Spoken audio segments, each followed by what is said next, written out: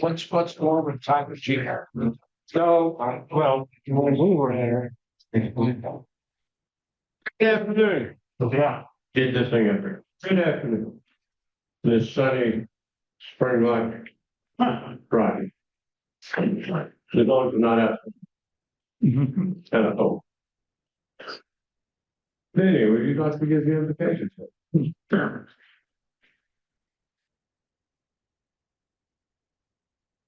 Sterling Silver, 94%. Well, good afternoon. Would you join me in prayer as we each gather our own thanks? Let us dwell on some thoughts that bind us together. You blessed us with friends and laughter and fun, with rain that's as soft as a light from the sun. You blessed us with stars to brighten each night. You've given us help to know what wrong from right. You've given us so much please. Lord, give us too a heart that is always to please. Amen. Thank you. Attendance, John? Here at 70. Good number, good. No guests outside the theater. Okay. Any special announcements? Well, I've got a couple there. Beavercreek Golf Club Foundation is on May the 15th. If you still want to sponsor a hole or a door prize or something, give it done. Yeah, things are starting to come in a little bit, which is really great. So if you're planning to sponsor a hole, please get me the check as quickly as possible. If you know anybody that wants to sponsor a hole, or be one of the other sponsors, please do that. If you know someone that wants to donate a basket, please do that. My schedule is really busy, so the sooner we get that in, the better I'll have a chance to get it all put together. So whatever you could help me out on that, I appreciate it. Thank you, Doug. That's a big fundraiser for us. We need it all. And then I'll remind you about the spring fling that's coming up April 17th for violence free future. Yeah, violence free future. Let's check it out. Is there any more now we need to bring up? Well, I know y'all wondered 523 days to Halloween. I'm just wondering. Happy birthday. Oh, let me take a look. I got a cap on this thing. For 500, yeah. We still at Halloween. So it's 47. Yeah, okay. So try this again. 200 per day. Yeah. For 26. Any happy bucks? No, we're gonna have to figure it out. Nobody happy? Yeah, I'm happy. I got to spend a couple days in West Virginia, and it was great. My 9-year-old, as you guys know, he's very active, taught him how to snowboard. So he was on the triple diamonds at the end of the trip. So that was awesome. Wow, good work. So, any other happy bucks? Can I leave him up there? All right. Nobody's happy. Good throw. Super, man. So, here comes the man with a can. What you can do. The last three numbers are 5248. 548. Dave, big one. Do anything with the cards are getting down. They came to get down. Don't be the real one, I guess. Oh, thanks. Well, get on it later.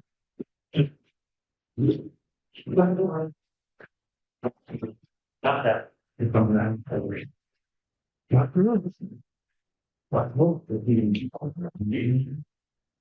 Cool. Well, you all know that the proceeds from that go to our Christmas baskets that we give out every year, including the gift for the kids.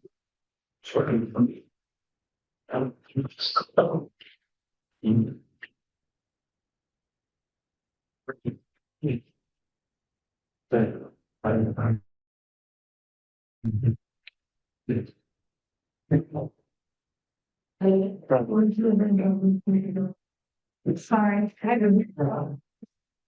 You should want to do it.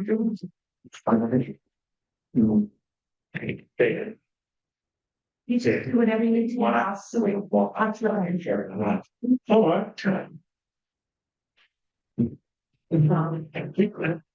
Doctor, whatever the fly marker. But it's still. Some good reason. Thank you. So that's your computer. We're at a happy buck now. Let's see the happy buck. Spring. That's my happy buck. Eric did his duty today. All right, good afternoon, fellow Rotarians, and hello again to our speaker who will be up here shortly. And welcome again to the Rotary Club of Beavercreek. And Josh, where Josh disappeared to? I guess he stepped out for food. That's what I say. Hey, Josh, happy National Caregivers Day. Well, I'm done with this. Let's jump back in. All right. In the meantime, let's do some birthdays and anniversaries. Yeah, a long time. We have Jim Gunnell celebrating a birthday on the 22nd. Well, We also have Heather Shannon celebrating her birthday on the 25th. And then long-time perfect attendance winner Stephen Brown will be celebrating his Rotary anniversary with us on the 24th. Oh, 9 years of perfect attendance, I'm pretty sure. Moving on to some good things that happened today in history. Going back to 1878, the phonograph was patented by Thomas Edison. 1968, the children's show Mr. Rogers' Neighborhood debuted on public television. 1985, William J. Schroeder became the first artificial heart recipient to be discharged from a hospital. Keynote on discharge from the hospital because the first person to have the artificial heart transplant did not get discharged from the hospital. And then too long ago, back in 2006, the Rolling Stones played for 1.3 million people over in Rio de Janeiro, Brazil, making it the largest public performance ever. If you're looking for some fun things to celebrate, tomorrow we have Card Reading Day along with National Red Sox Day. Sunday, we have a crowd favorite, National Margarita Day. And if you want to double dip, you can do National Margarita Day and play more cards day because I am pretty sure any kind of card game is more fun with margaritas. Monday, we have curling, the sport, not the exercise, is Cool Day, National Tootsie Roll Day. Tuesday, we have World Bartender Day and National Trading Card Day. Wednesday is Let's All Eat Right Day, along with Inconvenience Yourself Day, which seems to go hand in hand. Thursday is National Chili Day, which is a great day to bounce back from eating right, along with National Tell a Fairy Tale Day.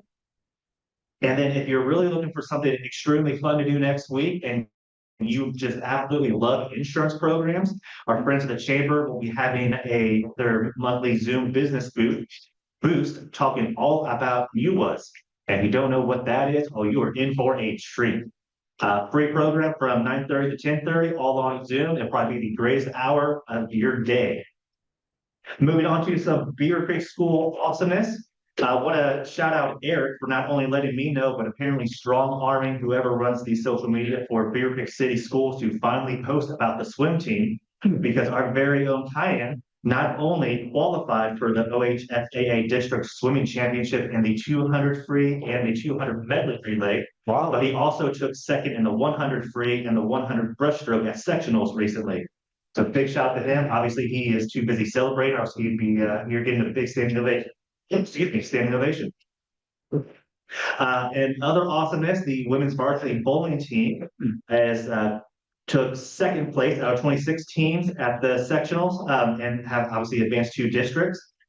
Following suit is the men's varsity bowling team, who also took second out of 29 teams and will be owning 2 districts. Varsity hockey beat Springboro, and then in the first round of the OHSAA regional tournament beat Southview, but then unfortunately the second round lost to Alter. Some awesome exciting news. The middle school wrestling team is this year's GWAP champions. And to top it off, we are just going to go straight to our fines. So if you're not wearing your badge, that'll be $1. If you were not late, and I didn't see anybody, but I won't ask anyone to out themselves, but that'll be $1. If you ever watched an episode of Mr. Rogers, that'll be $1. And if you have watched the Olympics, that's awesome. But if you have not watched any of the curling events in the Olympics yet, not only are you missing out on some crazy controversy, but that'll also be $1. David? Yeah. I'll check this one. Never seen this one. I had $1 for every time I had water fresh. I like it or not. Got pay my fines. Pretty cool. I'm not soon now. Yeah, man. We got somebody that's gonna give us some real good information. Geo Reinhouse from Ohio 549 College Advantage. A lot of good information there. So, Jill. That's what he was. The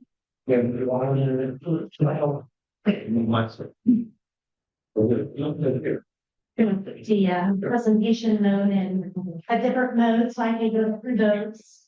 How is everyone doing on this windy but beautifully sunny day? We love it, right? So I am Jill from Ohio 529. How many of you are already familiar with what you think 529 is? Okay, that's a great point. That's awesome. So there have been so many changes, which is why I've been asking to come out. Most of us, or most people think of us as college in Ohio, and that's where we started. But over the past few years, I would say in the last 5 years, they've expanded it in so many different ways that we're trying to get out and communicate. A lot of times when people see 529, they say, have been there, done that. My kids are through, no longer doing. And there's so many advantages for all ages. We say everything from the womb to retirement. Anybody could take advantage of it. So that's what I'm going to cover a little bit today. For the baseline information, we'll go through quickly since most of you are familiar, but 529 is very similar to what I would call like an HSA, but for education. So it's a savings plan that is, I don't think it clicks. Okay, that's fine. I don't mind coming over. So it does gain interest in the market. It's not just a regular savings plan. When you contribute to it, it grows in the market. So the greatest benefit of a 529 is tax advantages. When you contribute, it goes in tax-free, it goes in after taxes, grows tax-free, and then when you pull it out, it's all tax-free. So that's the largest advantage with it. But as I said, it has expanded quite a bit as to what it can do and how the funds can be used. From womb to retirement, it only takes $25 to open a 529. So for all of us who have our kids through, I've got 3 kiddos, they're older now, so a lot of them are no longer using education. However, it does expand. They went to K through 12 expenses. So if any of your kids, if you have little kids or anyone is saving for private school, they have expanded that to K through 12. They also, of course, the college expenses, we'll talk a little bit more about that in a minute. But then for the adult side, for any of us who are doing continued ed, credentials or certifications, anything like that we're still working towards or want to do, you can also use 529 funds for that. So you can continue to use, so this little graphic here shows some of the changes that 529 has made. One of them in the Roth, we're going to talk about that in a second. Traditionally, tuition costs, any expenses to participate in these programs is covered. Student loans is brand new. So if you have student loans or if you're helping any of your family pay back student loans, you can use 529 funds for that, do it tax-free.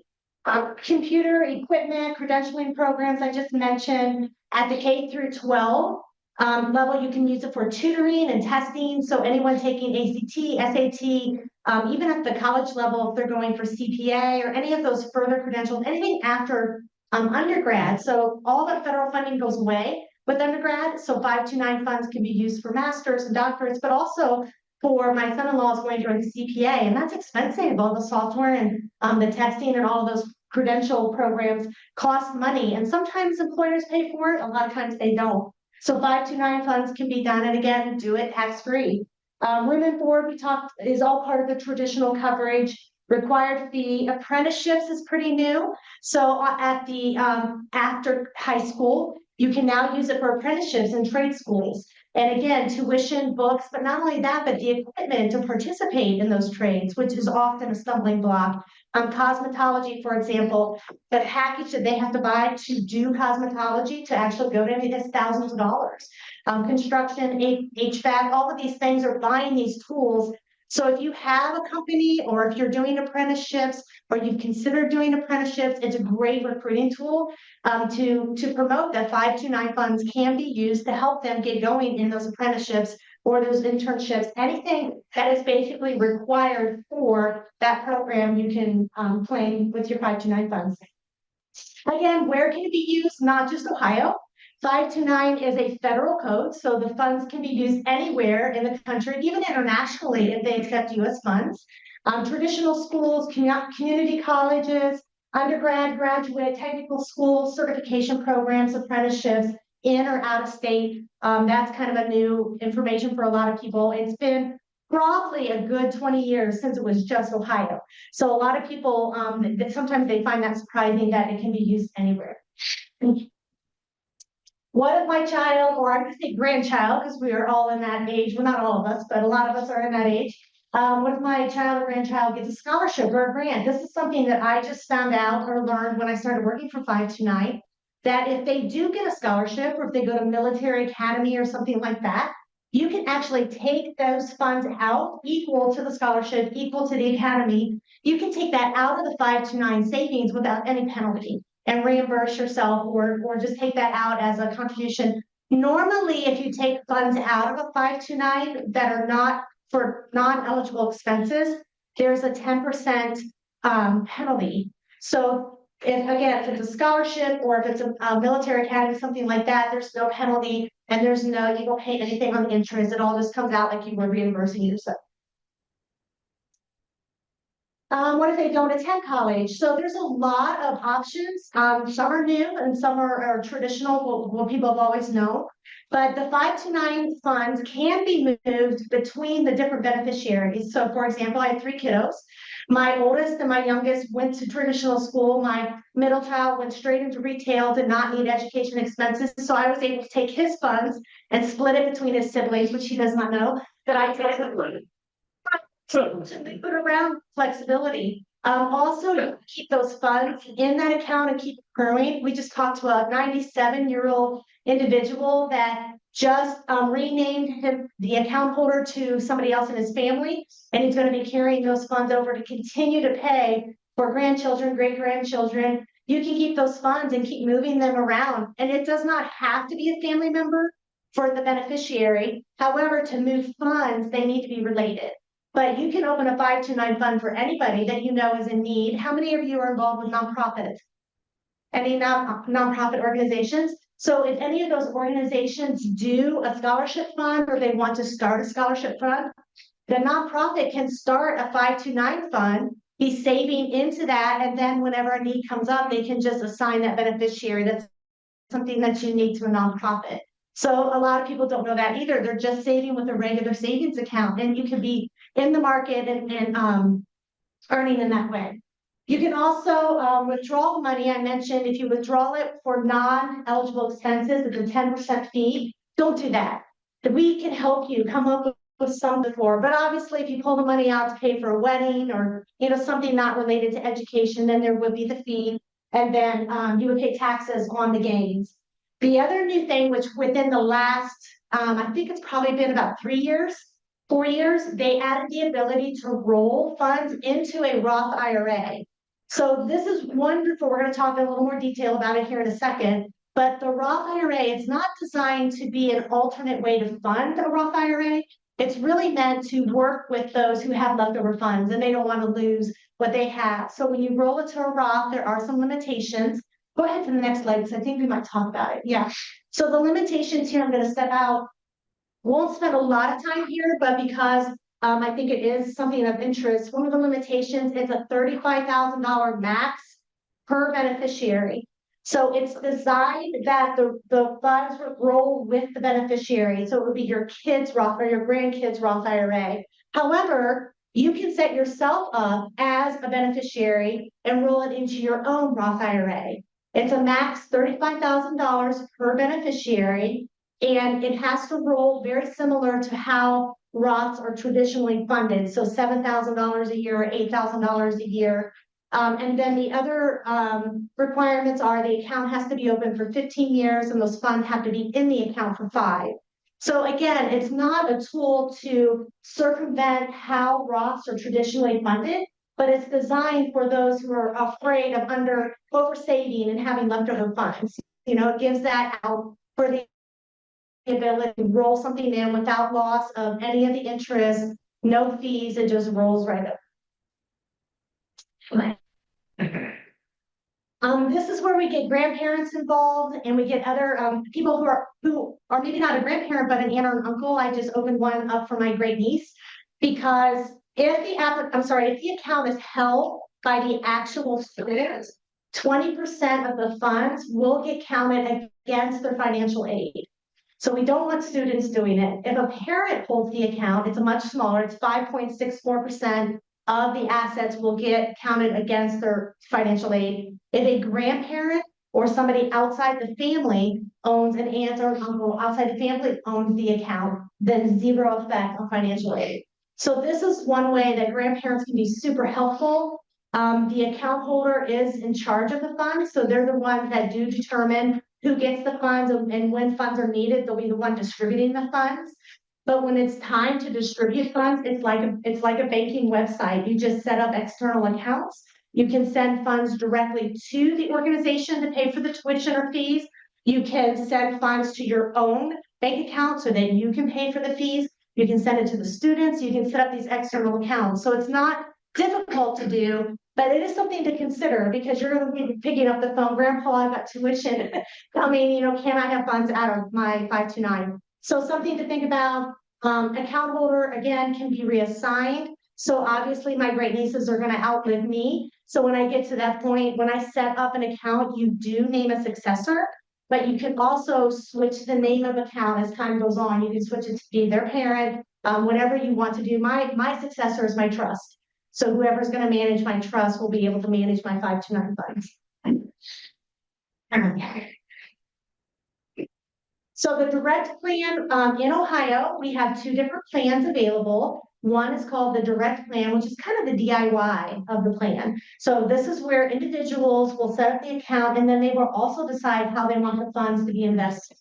We are not advisors, but we do have tools on our website where we will ask you questions about your risk tolerance and things like that. A lot of people just choose to invest based on the age of the child, where those investments will change automatically as the child gets older. But the direct fund or an advisor plan, if you're working with an advisor, your advisor obviously is like a coach in the financial planning. So you can set up a 529 account and then get access to your advisor, and then your advisor can help you. The main difference is the number of options and the kinds of options, because in the direct plan, not only do you have probably about 26 different mutual fund options, but you also have the ability to use a 5th third savings or a 5th third CD-ROM or CD. Dated myself there. So if you do a 5th third savings, it's just another 529 tool, but for individuals that are like, I don't like the market's a little, you know, volatile right now, you can actually move those funds out and put it into a 5th third savings account, obviously less interest, less risk, but it is just another tool. It has all 529 benefits. Same thing with the CD. The CD has obviously, it requires like a $500 balance, or not balance, but deposit, but then it's limited, you know, how terms on CDs and how you can get that money. But those are just more tools. And so you can change your investment options, and you can do that 2 times a year. You can move things around and how you want things invested. On the advisor side, I think they have like 28 or 30 some different options, including like BlackRock, iShares, Wells Fargo. And again, it would be the advisor who is coaching you through based on the rest of your portfolio. Go ahead and go to the next one.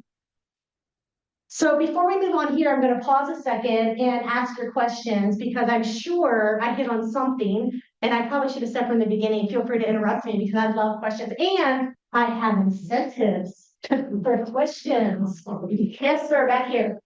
So my son is a sophomore, and up until now, we've been using his 529 to pay tuition, room and board. And it's been very easy to account where those funds go, because he stays in the dorm, he's got a college meal plan. I guess my question is more about room and board when he like gets an apartment or goes grocery shopping. How do you justify the expenditures? Yeah, very good question. And so this is where I'm gonna do a little. Very, very good question. And as he mentioned, room and board is a part of what 529 will cover, and it does cover rent. And as a matter of fact, individuals who, have you heard of individuals who purchase a house next to campus? So in that situation, you wouldn't be able to cover your mortgage, but you can charge them rent and you can justify the rent cost. So as far as like groceries and things like that, typically what it is, and I'm not an advisor, so I would definitely talk to your tax advisor, but typically it's equal to what they would pay. And then you would keep track of it. So you bring up a good question. Contributions can be made by anybody. So even though you're the account holder, so you're the account holder, grandparents can give to that. You do not need to have a 529 account to contribute and claim it on your taxes. So contributions could be, you're hoping, could be coming from all different places to build that 529. So 529 as an organization cannot tell you where those contributions came from. We can give you a statement, we can show you, activity, but it is on the onus of the account holder to keep track and the individual who is participating, who's contributing, to keep track.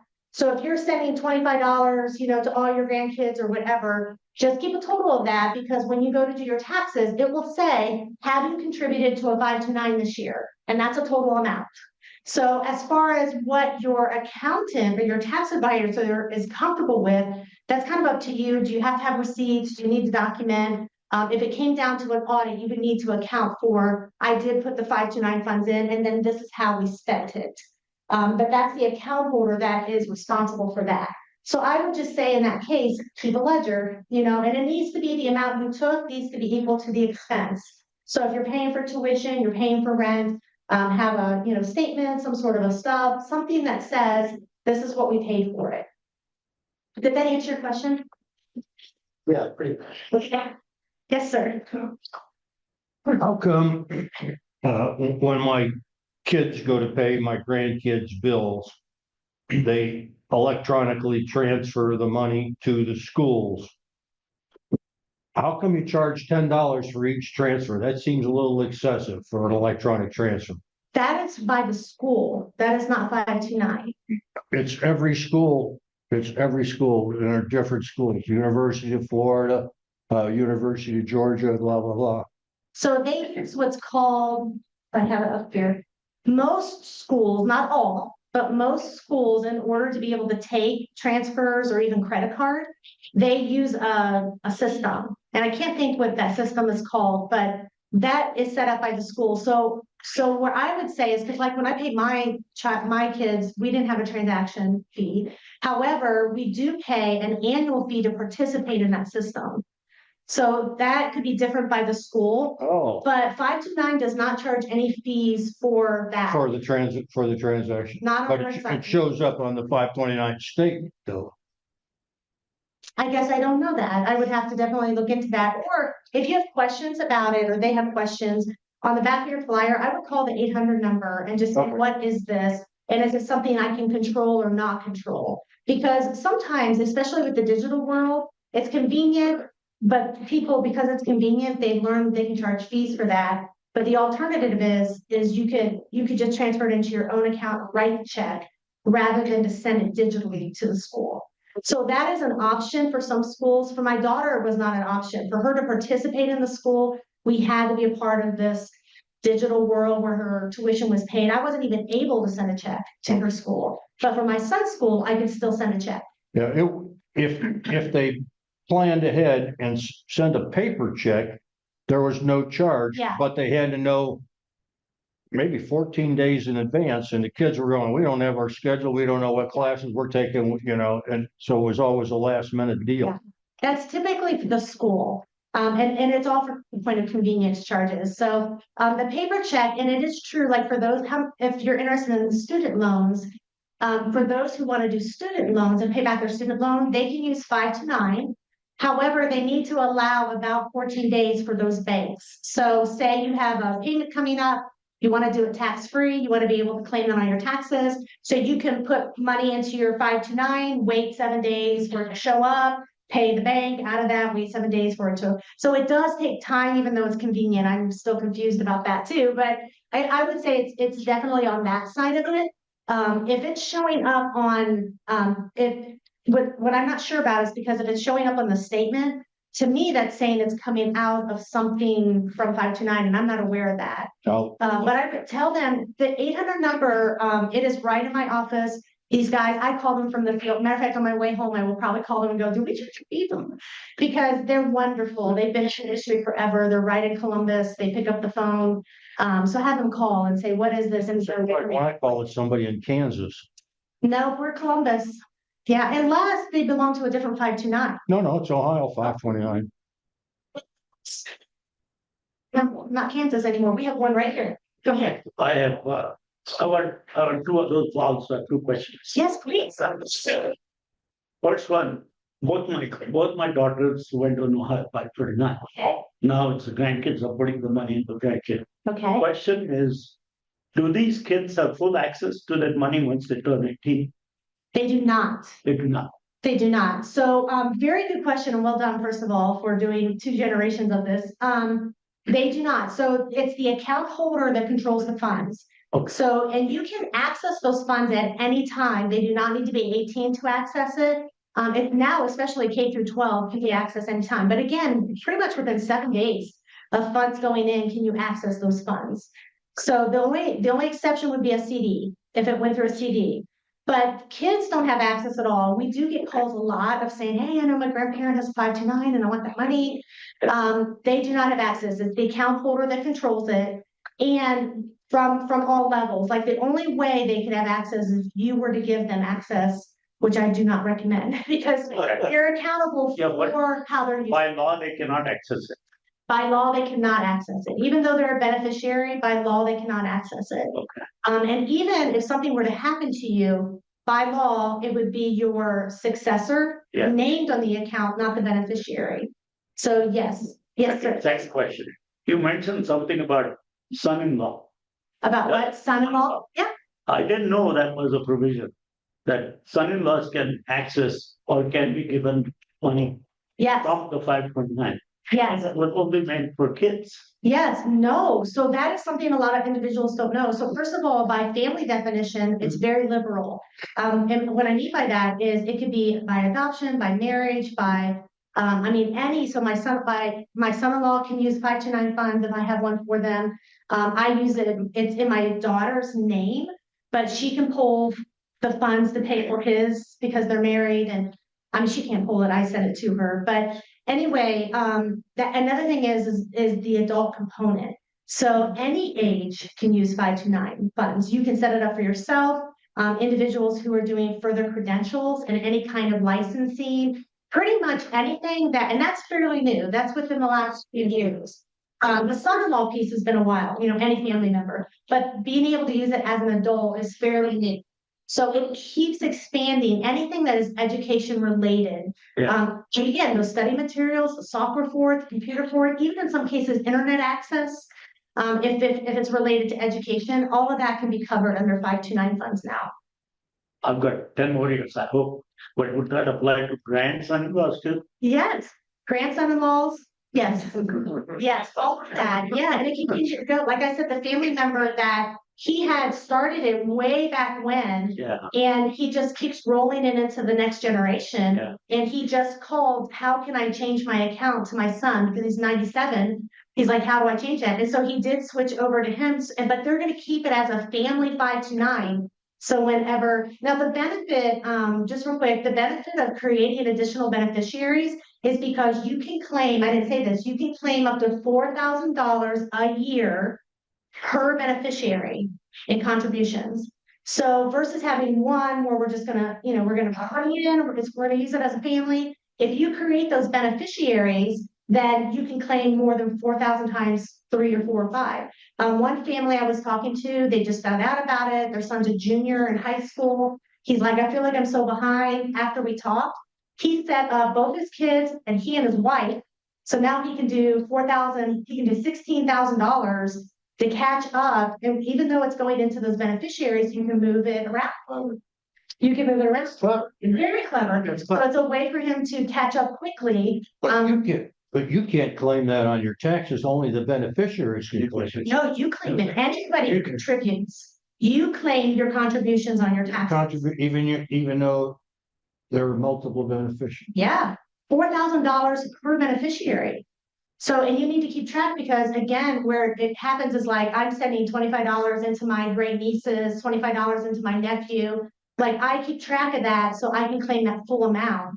And once my kids left the house and you lose that child credit, we're looking for reasons to claim on our taxes the way we're helping our family. So do it through 529, get the tax savings and know that it's going towards education. Know it's going for. Before I get to you real quick, I think, did you have a question for me? Answer all, but one of my questions last. One thing, is there any fee at all to open or maintain a 529? Wow, that phrase at all. At all. So we do not charge fees. It's $25 to open an account and it's $25 per contribution. That is your money. It's not a fee. It's like opening a savings account. There are fees for regular trading. So that's how our agency, we're part of Ohio, but we are not a part of any Ohio budget. So our agency is supported by administrative fees that come from the trades. So those traditional fees that come that all trading does, that's the only fees that are incurred. There are no fees at all for the actual program or to participate or any transaction fees or anything like that. $25 each contribution. Great question. Let me go back here real quick. Yeah. Is there a minimum age to access the funds?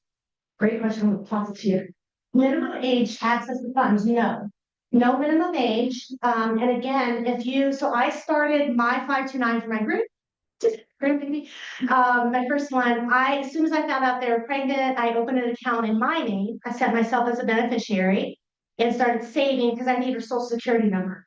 So once the child is born, you get the social security number and start saving for them. But I can access any funds I put in, I can access within 7 days. Can you, like, for instance, if you've got a teenage granddaughter, can you pay for private school out of 529? Yes. Private. Yes. K through 12, it used to be just private, but now it's public, private, any K through 12. So if they go for an exchange program and there's If it's education, yeah. wait, yes, the cost of care, health insurance, you pay for that. So where it gets a little, so You're fully paid for in the other country. very good question. So my niece she's in Uganda for a mission trip through her school. So her school is fronting most of those costs. So anything she pays to that school, 529. In that trip were flights, but it was rolled into her tuition for the semester. So in a way, yes, but it is very like anything transportation or somebody asked me about like violin lessons or sports, like anything extracurricular is not, and including transportation because there are already regulations around transportation tax wise. So what I would say to that is yes or no. If that's part of a package, like I have a friend that she's in Spain for a year through a overseas education. Yes. So the fee for the exchange program was one fee and it included airfare and health insurance, then yes, it would be covered. If it goes to the school and the school's administrating it, then yes. Oh, it has to go to the school. Yeah, because it has to be an organization that is considered educational. And in that, you're paying that fee. Like if they say, okay, here's your cost, here's the fee to participate, but you also have to buy your plane ticket, then I would probably say I would ask your tax advisor because if they're starting breaking out, you may only be able to claim that participation. Same thing with like a private school, same type of thing. They'll charge like facility fees. It is covered by 529. If they start charging like bus fees, probably not, because it's transportation. So it really is how it is presented, and I would ask your tax advisor, because ultimately what it comes down to is what are they comfortable with? Anybody tax advisor here? Oh, makes me nervous. Like, no. I'm not kidding. It depends on their. It depends on everything, and it's really something to talk with them, because to be honest, we're waiting on some answers from the tax department for 20 years. Because it depends. So I would say talk to your tax advisor in those details, but then also, keep track. Yes, ma'am. When's bus time to start one? Now, today, I'm glad you asked. You gotta move on here, I'm gonna talk this to you, okay? All right. Any other questions before I go to this one though, because I'm gonna go into how to do it and when to do it. Yes, over here first, hold on one second, go ahead, Nancy, did it cover daycare? It does not cover daycare yet. And the way I say yet is because because there are other provisions that are in the works for tax purposes to have daycare. So anything that there's kind of an overlap or a double dip, they're really, really careful with. But again, if daycare, like for example, some schools have after school care, and it's part of their facility charge. Most likely, it just all depends on how it is and what they call it, and if it's part of the education experience. They call it preschool or Montessori. If it has an educational component, yes, yeah. If there's an educational component and they call it tuition, again, I would maybe ask your tax advisor just to make sure. But anything with an educational component, there's a tuition or a fee, then yes, ma'am. I'm a licensed counselor and I need CEUs. So can I use those? Yes, so those are additional credits, or those are additional, like, tell me what CEUs. Yeah, that's what I was, okay. So continue, yes, you can. So continuing ed credit, 100%. There are some like wanting to make sure that it is part of a program that is recognized. So for example, I had a question from a church that was like, we're going to be doing this, offering this for our community, and we are going to charge a fee to attend. Can they use 529 funds for that? I don't know. I would not say that. I think it has, as long as it's accredited and you have like, this is part of my training, then yes, that's amazing, because for years we have not had the ability, especially in, I don't know where you work, but a lot of those industries do not have provision for continued ed, but they're becoming required. I mean, some of these schools require PhDs and doctorates. So teachers are continuing to add to their continuing ed education. So yes, you can use it for that. Question. Yes, sir. So you give mine great that. I know. Yeah. But the question is, when the money goes into the account, does it lock in the status? So in other words, now you can roll it into an IRA later. Will those provisions potentially change down the road, or are you grandfathered in based on when the money went? Wow. Great question, but I really don't know how to answer it. From what I understand of the program, I've only been with the agency for 1 year, but I have used it for, my kids are now 24, so I've used it for 15 years, 10, 15 years. And from what my understanding of it, because it's not, I get this question a lot, is the money going to go away? And we are not part of a budget. This is not Social Security, this is anything like that. What we do is we manage your investments with groups like BlackRock, and we have like 13 board members that makes those decisions. So what I say by that is, unless something drastic were to happen, but our board member they are commissioned to make it the best program possible, and we're in competition with every state, because you do not need to be in Ohio. You can participate in any 529 program. So you do not have to just do Ohio. Ohio is one of the top 5. I don't know why you would not do Ohio, because of the tax advantages offered to you at the income level. But my point is that we don't know, but there's really no incentive for it to go backwards. The incentive is, like, for example, adding the trades, adding the apprenticeships, that all came from listening to people who were not saving because one of my kids doesn't go to college. So they started to go, okay, what are some things we can add? So at the federal level, they are the ones that determine how can the 529 funds be used.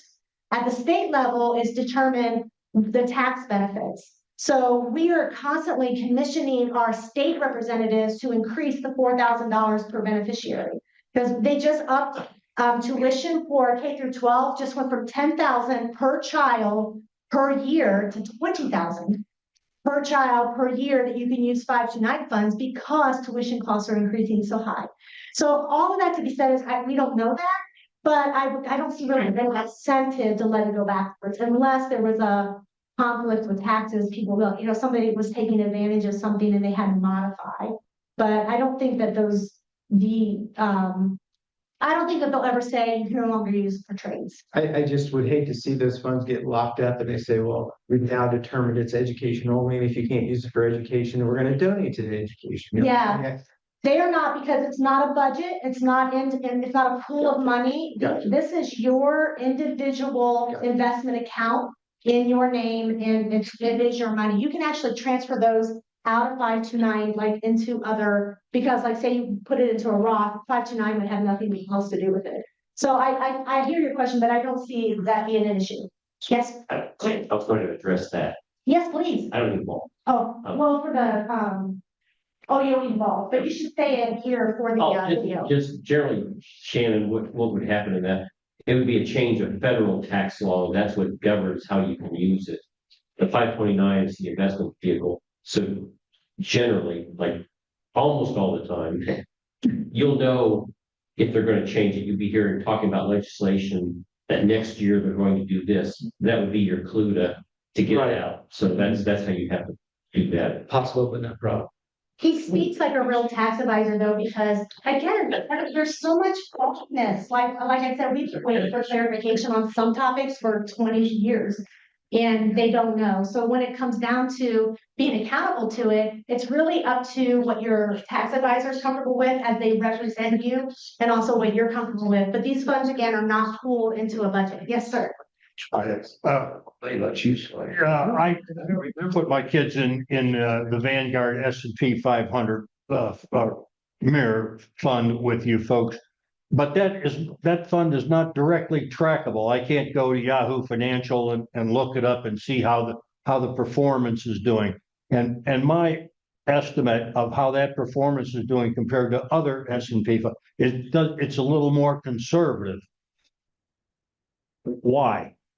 I don't know that answer. So that part of like the financial performance part of it, I'm not really as tied to. However, the individuals on the 800 number would be, and also on our website, we have a performance link where you can view performance. Yeah, I can't view the performance anywhere other than your website. Oh, well, that is probably because we actually have fund managers that are, and again, a lot depends on what you've chosen for that child, because if you just think about risk tolerances and the range of risk tolerances, so you can change that per beneficiary. So as far as like overall performance, it could be because the risk tolerance is set differently for this child or that child, or your account as a whole versus somebody else's account. So there are a lot. I'm talking about the individual funds performances. With Vanguard. Yes, with Vanguard. Yeah, that gets too detailed. Yeah, because even though they're Vanguard funds, they're different Vanguard funds. Yeah, and I don't know, there's a financial advisor in here. So mutual funds in general, they just perform differently, but I don't know much more than that. But I think that the 800 Isn't number. it typical that the lower yield is a higher or less risk? Yeah. I mean, don't you think that's kind of with that type of fund? Yeah, absolutely. Risk possible. Yeah, but I'm a risk taker. The kids don't know they have the money, so I want the best performance, put them at the highest risk. If we lose it all, they'll never know. Especially for child differ, you don't need the funds right away. We're going to do higher risk, which is why you can set your risk tolerances different for each child. But you can change that even by not doing Vanguard. So, for example, again, at the DIY, the direct plan, there's like 26 different options. And so you could probably review the performance and see. And even your reporting on the what's the money market fund? It's a screwy way of reporting it. It says it's $10 and then instead of paying interest, it raises it a penny every so often.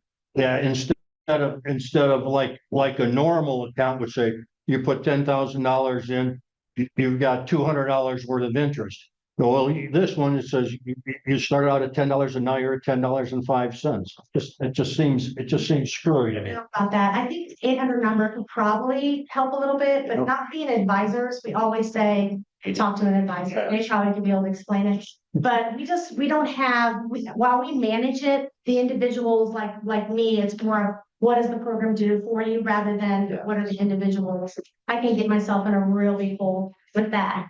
Any other questions? We can move on to how to get started.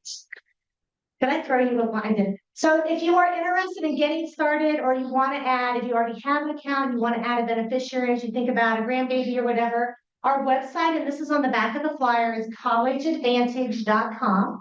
The phone number is 1-800-AFFORD-IT. That again is our customer service line right here in Columbus, well, right in Columbus. And when you go on the website, it's a little overwhelming because there's a ton of information. This is where this corner here, it says that you can click on. But you have learn, plan, start, or manage. So learning has a ton of information. Planning has planning calculators. If you're like, this is how much I want to earn. Say you're going back to school, you got a program you want to save for. This is how much I want to save. It'll help you like back up how much you want to be doing to get there. And then it takes about 10-15 minutes to set it up. You do need social security number to set up a beneficiary. And then it's going to ask you questions based on your risk tolerance and how you want to fund the account. You can do it through payroll reflection. If any of you are employers, I am the employer rep, so I'd love to do benefit fairs. If you are a fan of 529 and you're like, why aren't we offering this to our employees? It's a free, no cost, no liability, low risk, voluntary benefit. So I can come and educate about that. But anyway, that's how you get it started up. If you want to go ahead and advance next slide. We also have a new app. Well, we had an app, it's much better now, where you can actually manage your funds right from the app, and also you can make payments directly from the app. Flywire, electronic payments to the school going via Flywire. So that's the system that's probably charging the transaction fees. And then go ahead with the next one. $25 to get started. Let's see here. Save up to $17,000 annually per child before gift taxes. So that is when, for taxable, you can contribute as much as you want. If you do more than $4,000 per beneficiary, you can claim it on your taxes. We have what's called unlimited rollover. So say a grandparent's like, I want to give $10,000 to each of the kids for education. You can go ahead and contribute that, and then you claim $4,000 the first year, $4,000 the next year, and then 2 following. So you don't have to claim it in 1 year. Go ahead. This is just showing here what tax-free really means.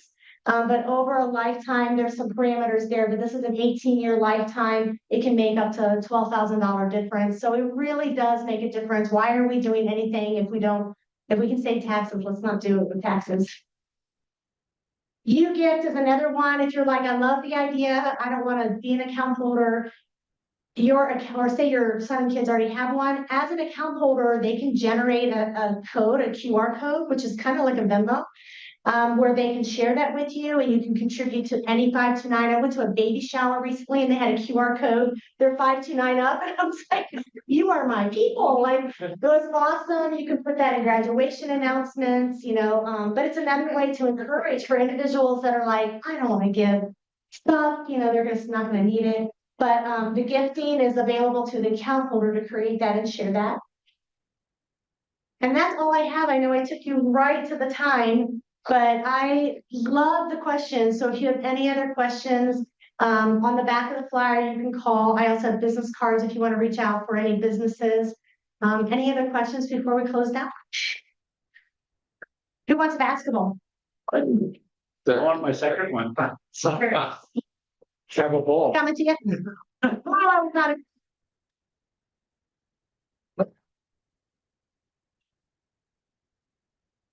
Thank you very much. It's a lot of good, information. And Jill signed this book before the meeting. This book is 100 things to know about money. And Only. yeah, probably a couple more. Beth always does a great job of finding good books that are appropriate for our speakers. Okay, you ready to go?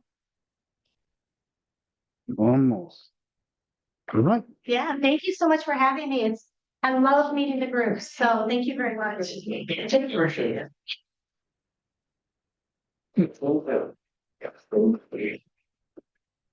That is a good book. But go check it out. Is there anything else to be brought up today? Board meeting. Yes, we are having a board meeting after this. I don't know where Eric, over there. Yeah. It's a family emergency. Oh, There you go. what kind of priority? Started. All right, if y'all ready to pledge allegiance, please. I pledge allegiance to the flag of the United States of America, and to the republic which it stands, nation under God, indivisible, with liberty, for all. Very good. Thank you. All right. Have it. Say right. Enjoy it. And we work that we let's do your Jim, hope everyone works out. Plan. Investor wife. Thank you.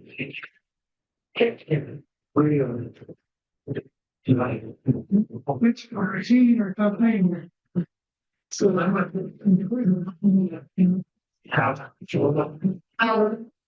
it's the right thing to do, and it's hard to do.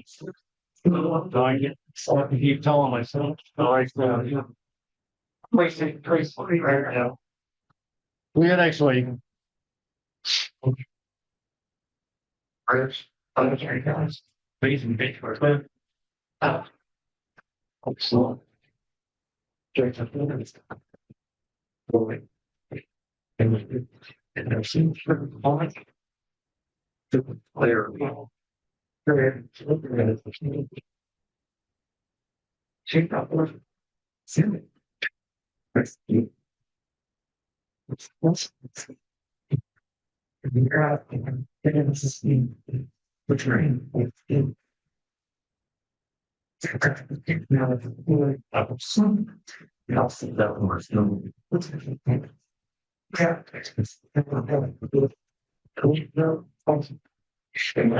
So the stick still right together. And the train.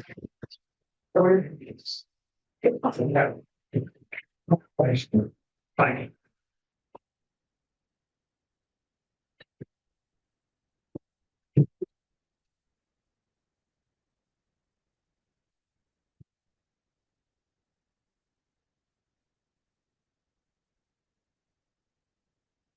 It's a big deal.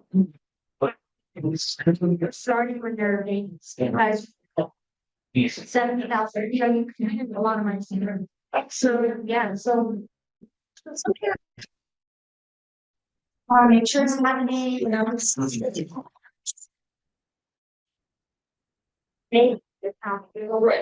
that's another way, but really it's the council then, that's where remote. This is so much. It first started when it first